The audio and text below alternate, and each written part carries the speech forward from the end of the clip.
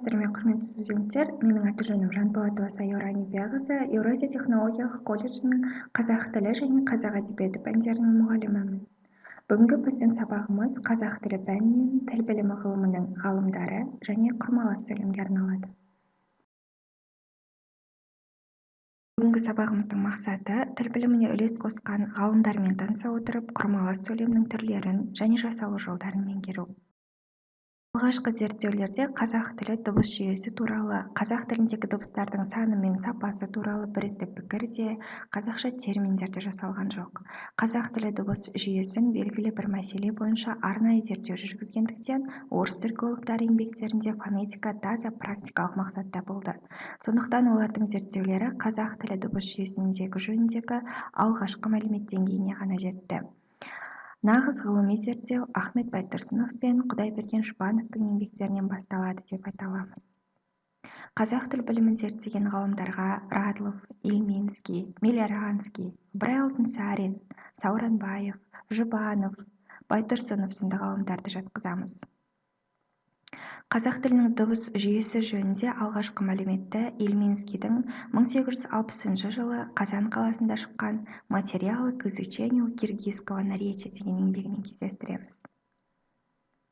Орыс ғалымдарының қазақ тілін зерттеуі Радловтың «Солтүстік түркі тілдерінің фонетикасы» атты еңбегі күні бүгінге дейін өзінің ғылыми мәнін жоғалтқан емес. Мұнда қазақ фонетикасының едәуір мәселелері, атап айтқанда, дыбыс құрамы, сөзге дыбыстардың қолдану ерекшелігі, дыбыстардың дистрибуция кезеңі, ол дыбыстардың әртүрлі өзгеру заңдылықтары, сингармонизм құбылысы, екпін категориясы сияқты өзекті мәселелер өзге түркі тілдерінің материалдарымен салыстырыла отырып әңгіме болады. Сонымен қатар қазақ тіліне тән кейбір фонетикалық құбылыстарға аса назар аударған. Мелиоранский екі бөлімнен құралатын қазақ тілінің грамматикасын жазып, оның алғашқы бөлімін фонетика мен морфология мәселесіне арнаған еді. Қазақ фонетика мәселелерін арнаулы жүйеге салып зерттеу кезеңі профессор Құдайберген Жұбановтан басталады. Профессор Құдайберген Жұбанов қазақ лингвистикасының іргетасын қалаушылардың бірі болды. Ол қазақ фонетикасының бір топ мәселелері, оның ішінде тіл дыбыстарының фонологиясы мен жіктелуі, тіл дыбыстарының өзгеру құбылысы, үндестік заңы, сөздің буын құрылысы және акцентуация саласы жөнінде зерттеу жүргізіп, құнды еңбектер, құнды пікірлер қалдырды. Ыбырай Алтынсариннің 1871 жылы Орынборда жарық көрген «Начальное руководство к обучению киргиз-русскому языку» атты еңбегі қазақтарға орыс тілі грамматикасын түсіндіретін ең бірінші оқу құралы ретінде зор қызмет атқарды. Ахмет Байтұрсыновтың еңбектері оқу құралы, әдебиет танытқыш, әліпби, тіл құрал деп аталады. Қазақтың дыбысына сөзге арнап әліппе мен әріп, тіл һәм оқу құралдарын шығарып, қазақтың жалпақ тілін талайға үйреткен ахаң еді. Ұлт қамы дегенді көксеген адам болмай, қазақ ұлтшылыққа кез болғанда бостандыққа жол көрсеткен де ахаң еді деп ғалымдар айтып кеткен. Енді бүгінгі біздің тақырыбымыз құрмалас сөйлем және оның түрлері. Құрметті білім алушылар, сіздер құрмалас сөйлем туралы мектеп кезінен білетіндеріңізді, осы күнге дейінгі білетіндеріңізді бір сөйлеммен ғана айтып өттіңіздер. Жақсы. Енді құрмалас сөйлем дегеніміз не? Құрмалас сөйлем дегеніміз екі немесе одан да көп жай сөйлемдерден құралып, күрделі ойды білдіретін сөйлемдер құрмалас сөйлем деп аталады. Мысалы, ағаш төбесінде көзі қанталаған қарақұс отыр. Іргесінде ініне жіберген суыр ғана жүр. Енді астындағы кестеден жай сөйлем мен құрмалас сөйлемнің айырмашылықтарын байқайсыздар. Бірінші, жай сөйлем жеке бір ойды білдіреді, ал құрмалас сөйлем күрделі ойды білдіреді. Екінші, жай сөйлем бір-бірінен айырым интонациясымен айтылады, ал құрмалас сөйлемнің бірінші сыңары екіншісімен ұласпалы интонациямен айтылады. Үшінші, жай сөйлем интонациялық жағынан тиянақты болады, ал құрмалас сөйлемнің сыңарлары интонациялық жағынан тиянақсыз болады. Жай сөйлем аяқталған ойды білдіріп, бір бүтін болып саналады, ал құрмалас сөйлемнің алғашқы сыңары аяқталған ойды білдіре алмайды, бүтіннің бір бөлшегі болып қана табылады. Құрмалас сөйлемнің салалас құрмалас, сабақтас құрмалас және аралас құрмалас деп аталатын түрлері бар. Қазір біз құрмалас сөйлемнің салалас құрмалас сөйлеммен танысамыз. Салалас құрмалас сөйлем деп отырғанымыз алғашқы сөйлем мен екінші сөйлемнің баяндауыштары тиянақты болып, екеуі теңдей, бірдей дәрежеде байланысып тұрады.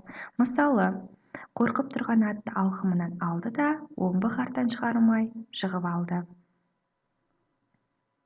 Салалас құрмалас сөйлемнің 6 түрі бар. Оның біріншісі ыңғайлас салалас, себеп-салдар салалас, талғаулы салалас, қарсылықты салалас, түсіндірмелі салалас және кезектес салалас деп аталады. Ыңғайлас салалас деп отырғанымыз құрамындағы жай сөйлемдердің бірінде айтылған ой мен екіншісіндегі ой мезгілдес, бағыттас, ыңғайлас мәнде айтылады. Мысалы, Төлеутай әскерге кетті де, содан қайтып оралмады. Ыңғайлас салалас құрмаластың құрамындағы жай сөйлемдер да, де, та, те және әрі деген ыңғайлас мәнді жалғаулық шылаулар арқылы байланысса, онда ол жалғаулықты ыңғайлас салалас деп аталады. Оған мысал, өзі ешкімге соқтықпайды және ит баласына жібімейді және деген шылау арқылы байланысып, жалғаулықты ыңғайлас салалас болып тұр. Енді себеп-салдар салалас. Себеп-салдар салалас, оның құрамындағы жай сөйлемдердің алдыңғысы соңғысы алдыңғысының себебін білдіріп тұрады. Мысалы, көмекші жігіт қойларды ерте айдап әкеліпті. Себебі күннің арты бұзылып келе жатқанын байқайды. Келесі салаластың түрі қарсылықты салалас. Оның құрамындағы жай сөйлемдердің біріндегі іс оқиға, екіншісіндегі іс оқиғаға қарама-қарсы болады. Мысалы, ауырғанда жаным көзіме көрініп барады, бірақ анамды қинағым келмейді. Қарсылықты салаластың құрамындағы жай сөйлемдер бірақ, алайда, дегенмен, сонда да, әйтсе де деген шылаулар арқылы байланысса, жалғаулықты қарсылықты салалас деп аталады. Келесі түрі түсіндірмелі салалас. Оның құрамындағы жай сөйлемдердің алдыңғысы соңғысын нұсқап, ал соңғысы алдыңғы сөйлемнің мағынасын ашып, түсіндіріп тұратын құрмаластың түрі түсіндірмелі салалас деп аталады. Мысалы, ернеудің бір айналма тұсында із екі айырылды. Бірі ернеуді бойлап ілгері кетті, екіншісі төмен қарай түскен. Түсіндірмелі салаластың бірінші жай сөйлемінің баяндаушының құрамына сол, соншалық, сонша, сондай деген сілтеу өсімдіктері арқылы жасалады. Құрамдағы жай сөйлемдерде айтылған іс-әрекеттің біреуі ғана жүзеге асатынын білдіретін салаластың түрі талғаулы салалас деп аталады. Талғаулы салалас не, немесе, я, яки, не болмаса, я болмаса, болмаса, әйтпесе, әлде деген талғаулық мәнді жалғаулық шылаулар арқылы байланысады. Мысалы, бұл жолы құрбысымен не ит шығыс түседі, не болмаса оны жеңуге тырысады. Кезектес салалас. Оның құрамындағы жай сөйлемдерді айтылған іс-әрекеттің кезектесіп жүзеге асуын көрсетеді. Кезектес салаластың құрамында жай сөйлемдер бірде, біресе, кейде деген кезектес мәнді жалғаулық шылаулар арқылы байланысады. Мысалы, бірде желбіреген ақ сәулелі дала кездеседі, ал кейде қызыл бұйра тобылғылы адырлар ұшырасады. Біресе көк дала қамысты көлдер кездеседі. Осымен бүгінгі біздің сабағымыз аяқталды. Өздеріңіздің түсінгендеріңізді бас бармақ тәсілі арқылы көрсетіңіздер. Барлығын түсіндім десеңіздер, осы белгіні қойыңыздар. Енді түсініп келемінге осы белгіні қойыңыздар, ал түсінбедімге осы белгіні қойып, бүгінгі сабақ туралы түсінгендеріңізді айтыңыздар. Үйге тапсырма. Салалас құрмалас сөйлемнің түрлеріне мысалдар жазып келіңіздер.